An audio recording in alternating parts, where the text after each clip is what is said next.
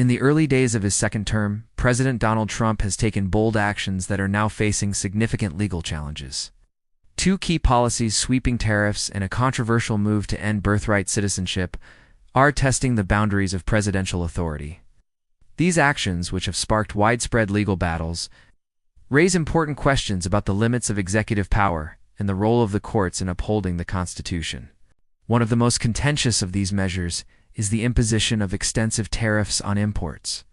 President Trump has argued that these tariffs are necessary to protect American workers, claiming that foreign trade practices, particularly from China and other countries, have put the U.S. at a disadvantage. In his view, these tariffs are part of a broader strategy to combat illegal immigration, drug trafficking, and to address what he perceives as a national emergency. The tariffs have led to price increases on everyday goods and disrupted global supply chains, but President Trump maintains that these measures are necessary for the protection of national security and the American economy. However, these tariffs have sparked numerous lawsuits, particularly from states such as New York, Illinois, and others. 12 states have collectively filed a legal challenge against the president's use of emergency powers to impose such sweeping trade measures.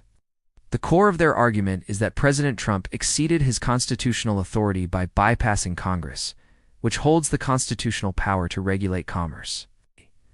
They argue that the president cannot unilaterally impose tariffs that affect the economy on such a wide scale without congressional approval. In response to these lawsuits, legal experts have weighed in, noting that the use of emergency powers to enact broad trade policy is highly unprecedented. Traditionally, tariffs have been implemented through legislation passed by Congress. But President Trump's administration has sought to bypass this traditional route, invoking national emergency powers. While national security issues can justify emergency declarations, the legal challenge against these tariffs will hinge on whether they are truly a matter of national security or a thinly veiled attempt to shift trade policy without congressional consent. Simultaneously, President Trump has sought to address another deeply divisive issue: birthright citizenship. In a controversial move, he signed an executive order attempting to end the long-standing practice of granting U.S. citizenship to children born on American soil, regardless of their parents' immigration status. This proposal directly challenges the 14th Amendment of the U.S. Constitution, which guarantees birthright citizenship. Trump has argued that the policy is being abused by parents who cross the border to give birth in the U.S. to children who are automatically granted citizenship. The executive order immediately faced legal challenges. Multiple federal courts, including a recent ruling from a Boston appeals court, have blocked its implementation. The courts have consistently upheld the principle of birthright citizenship, recognizing it as a fundamental constitutional right. Legal experts argue that Trump's attempt to revoke birthright citizenship through an executive order is not only politically contentious but also unconstitutional. The 14th Amendment, ratified in 1868, was specifically designed to ensure that all persons born in the United States, regardless of their parents' citizenship status, are granted full citizenship rights. Any attempt to alter this provision would require a constitutional amendment, not an executive order. Where legal experts, constitutional scholars, and civil rights advocates are weighing in, they argue that the 14th Amendment's guarantee of citizenship cannot be undone through presidential decrees or executive orders. Birthright citizenship is seen as one of the cornerstones of American democracy, ensuring that individuals born on U.S. soil are treated equally under the law, regardless of their parents' immigration status. This policy, proponents argue, has been essential in ensuring equal treatment for all individuals born in the United States and has been a critical part of the nation's identity for over 150 years. As these legal challenges unfold, they have drawn attention to the broader question of the limits of executive power. The U.S. Constitution provides for a system of checks and balances, with each branch of government holding distinct and separate powers. The executive branch, led by the president, is not supposed to wield unchecked power, particularly on matters that affect the economy, trade policy, and fundamental constitutional rights. The question now being debated in the courts is whether President Trump has overstepped his constitutional authority in both the case of tariffs and birthright citizenship.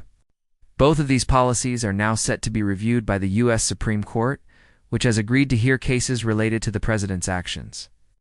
The Supreme Court's involvement marks the final stage in a long legal process that could potentially reshape the scope of executive power in the United States. The court sides with the president. It could pave the way for future administrations to invoke similar emergency powers to implement sweeping policies without congressional oversight. On the other hand, if the court rules against the president, it will reaffirm the principle that the president's authority is not limitless, and that Congress holds the power to regulate commerce and immigration. The outcome of these cases could have profound implications for the balance of power between the executive branch and Congress. The executive's ability to unilaterally implement major policy changes, particularly in areas such as trade and immigration, is at stake. A ruling in favor of the president could signal a shift toward a more expansive view of executive power, while a ruling against him could reinforce the idea that the president cannot bypass Congress or alter constitutional rights through executive actions. In the coming months, the nation will watch closely as the Supreme Court deliberates on these landmark cases. The decisions that emerge from these cases will not only affect the Trump administration, but could also set important precedents for future presidencies. The debate over the limits of executive power will continue to shape the legal and political landscape of the United States, and the outcomes of these cases will determine whether the president's power has limits or if executive actions can override legislative and constitutional boundaries. As the nation awaits the Supreme Court's decisions, the debate continues. Can the president act unilaterally on matters of trade and citizenship, or are these powers reserved for Congress? The answers will shape the future of American governance, determining whether the Constitution's checks and balances remain intact or if they can be rewritten by executive decree. The outcome will resonate for generations to come, leaving a lasting impact on the relationship between the American people and the institutions meant to protect their rights and freedoms.